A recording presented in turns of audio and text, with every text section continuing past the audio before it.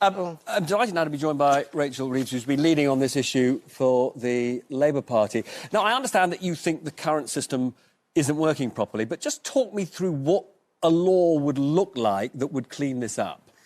What we want to see, and it's great to be on the programme, Robert, what we would like to see is a proper register of lobbying so that whether you're doing the lobbying as a consultant lobbyist, or if you're doing it in-house, like David Cameron appeared to be doing, that you have to register as a lobbyist and register the meetings that you're having and the messages that you're sending, because it doesn't matter whether you're paid directly by the business or you're paid as a consultant. Lobbying is lobbying, and around 80% of lobbying is done in-house, not by these consultants. But it's the same work. It should be registered in the same way. But there are also these interesting questions of what counts as lobbying, as it were. Are you only talking about private sector lobbyists, or would it also apply to charities? Would it apply to trade unions? There's already pretty tight rules around charities lobbying, but it's the business lobbying where I've got most concern, especially when it's about putting taxpayers' money on the line, and in the case of Greensill, putting taxpayers' money at risk. And what David Cameron was doing was asking government to invest taxpayers' money in a business that we now know, and you said at the beginning, has gone spectacularly bust. And if he had succeeded, and some money did, of course, go to Greensill, then you're putting taxpayers' money at a line. And also now, because of what happened at Greensill, you've got tens of thousands of jobs globally, 5,000 or so here in the UK, in steel, in Hartlepool, in Rotherham and beyond. And it's just not good enough. There needs to be a proper register, but ministers as well need to be very clear about who they are meeting and what those meetings are about. But some people would say that, trade unions often, argue not a national interest, but an interest on behalf of limited numbers of people. Why shouldn't they register as well?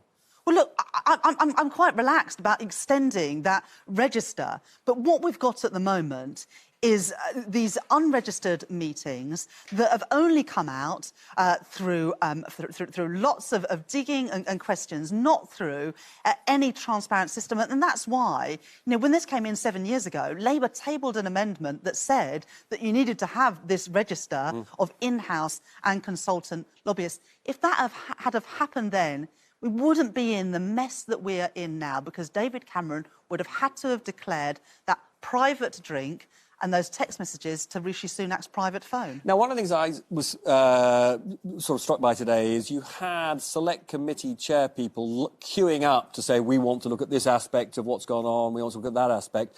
So why did you think it was important, given there is a system to investigate, that there would be yet another select committee set up? Which I mean, you obviously failed in that initiative, but... Well, at the beginning of the day, there wasn't going to be these select committee inquiries into what happened. Mel Stride, the Conservative chair of the Treasury Select Committee, had said up until today, nothing to see here, we're not going to be doing an investigation. By the end of the day, that had changed. That's a good thing. And I like to think that's in part in response to the debate that we had in Parliament today. I still think it's a missed opportunity because there's lots of bits and pieces here. There's the taxpayers' money at risk and what happened with the coronavirus large business interruption loans. There's what's happening on the lobbying and whether the rules need to be toughened up. What you've got now is lots of select committees looking at different parts of it. We still don't know. It's certainly, as you say, an absolutely huge and complex story. Yeah, we don't know whether David Cameron's going to be giving evidence, Rishi Sunak, Matt Hancock. Those are questions that still have to be answered. We hope they will be giving evidence, because we've got to get to the bottom of this. This is about taxpayers' money. It's about sleaze and cronyism at the heart of this government. Rachel, don't go away, because we've got so much more to talk to you about, and lots more with, obviously, Ed and Dawn as well, in just a couple of minutes. Welcome back. Very senior Labour frontbencher Rachel Reeves is still with me. First, Anushka. Thank you. Now, Labour have a lot of elections coming up, and one that's potentially symbolic, a by-election in Hartlepool. And I want to show you some JL Partners polling for Channel 4 on that, which does look quite worrying for the Labour Party. Oh, so this is polls of people living in 45 red wall seats, and they were asked on all of these issues, who do you think would do a better job? If more said Labour, then the issues are on this side of the line. If more said the Tories, then the issues are on this side of the line.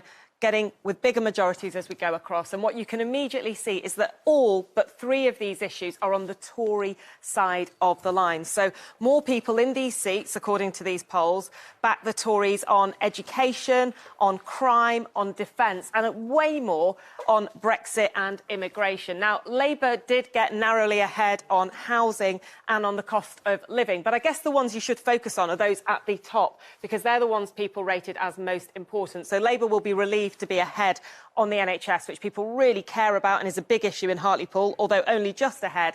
But they'll be very worried about the fact that on the pandemic, the Conservatives are way far ahead on this. And it's clearly worrying Labour members, because I can show you a sneak preview of a YouGov poll of Labour members on who would win, first of all, a snap election tomorrow and then an election in 2024. And you can see that overwhelmingly Labour members think that the Tories would win if there was an election tomorrow, although it does get much more even in 2024. More of them think that Labour would win, but it's still very, very close. Robert. Thanks very much, Anushka. I want to talk to you a little bit about how Labour, makes itself a more credible potential party of government in a minute. But there's just one more question I wanted to put to you about this whole lobbying issue. Now, as far as we know, your previous leader, Tony Blair, didn't take money from commercial interests for lobbying the British government, but, we are pretty confident that he took money from commercial interests for lobbying foreign governments. Do you think that kind of lobbying should be banned? I think that in a proper investigation, there should be no stone left unturned. Including lobbying of foreign governments by former prime ministers? Look, I don't think that, that David Cameron should have done what he did. If there's any accusations that Tony Blair was lobbying the British government under successive prime ministers, that should be looked at as well. But I wasn't looking about. I was actually looking at what he did do, which is he did work for international companies, advising them and lobbying on their behalf with foreign governments. Well, it's up to foreign governments to decide what the legislation and the rules are in this country. It's very clear in this country we need to toughen up the rules and regulations, because what's happening at the moment leaves a very bad taste in the mouth. But I think in the end it undermines democracy and the very essence of public service, which is why we wanted today to have a proper, independent, wide-ranging inquiry, which Tory MPs voted down. That was a huge missed opportunity to get to the bottom of this sleaze which is currently engulfing the Conservative government. Now, on some of the points that Anushka picked up, I mean, it was very striking that shortly after Keir Starmer became leader, you had quite a surge in your opinion poll rating, but it's come back quite a long way. Why do you think that is? Well, I mean, in December 2019, Labour had its worst defeat at the ballot box since 1935. And when Keir became leader, we were more than 20 points behind in the polls. So it's clearly, it's a tough job to rebuild after what we had gone through. Now, the polls narrowed, they narrowed substantially. Now they've widened a little bit, but they're still an awful lot narrower they were than a year ago when Keir Starmer became leader of the Labour Party. And crucially, people can imagine and picture Keir Starmer as our Prime Minister. And actually, I was thinking today when they saw Keir Starmer at the dispatch box, I think a lot of people would think, looking at Keir and his what he's done before as Director of Public Prosecutions, there's no way that Keir Starmer would be doing what David Cameron did. I actually think there's no way that Keir Starmer would do today what Boris Johnson did, which is to tell his MPs to vote against an inquiry to uncover sleaze at the heart of government. But you must have been horrified by what Anushka just showed, which is your own members think that if there was an election tomorrow, you would be slaughtered. Well, if there is an election tomorrow, we can all see the opinion polls which show the Conservatives ahead. So in a way, I mean, that's sort of a statement of the obvious. But the election isn't tomorrow. When Keir became leader of the Labour Party, he said that we had a mountain to climb, and this is a 4-year project. And we've embarked on that 4-year project. We are a year in. We have substantially narrowed the Conservative poll lead. And I believe that under Keir Starmer's leadership, we can get back into government.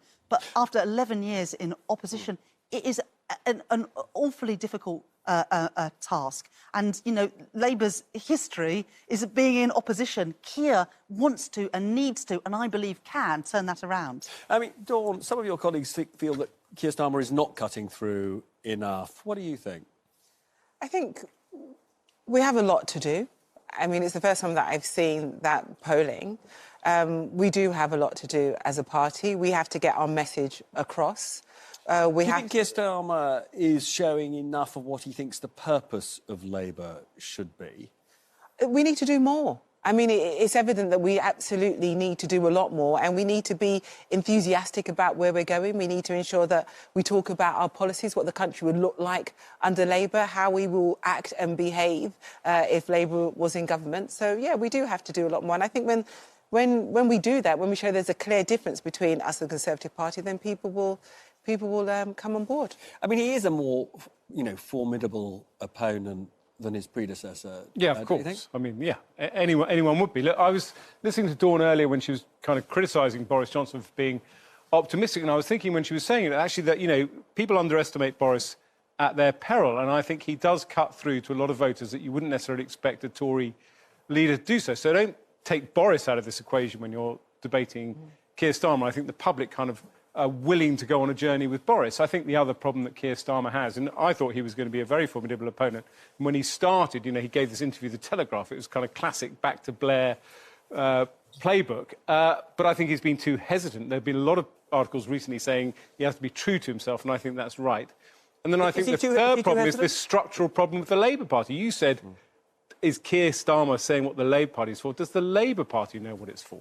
Is he too hesitant? Of course Well, I think that, if you look at some of the U-turns that the government have performed over the last year, whether that is on free school meals or cladding, or indeed the circuit break, which Keir Starmer called for in October, it was ridiculed at the time, you'll remember, by Boris Johnson. And then, of course, he had to bring in that further lockdown just a few weeks later. So on the big calls, Keir Starmer has got it right, and he's got it right today as well, on nurses' pay, where the government are now cutting nurses' pay after everything that nurses have done for us this last year. So on the big calls, I think Keir has got it right, and he's stood up for what he believes in, and when he does that, I think that does cut through with the public, but we have absolutely got more work to do. Now, two or three sort of quick things. Now you'll be pleased to know I've not heard anybody among your colleagues complaining about you, but they don't think the shadow cabinet is, in general, showing off the top talents.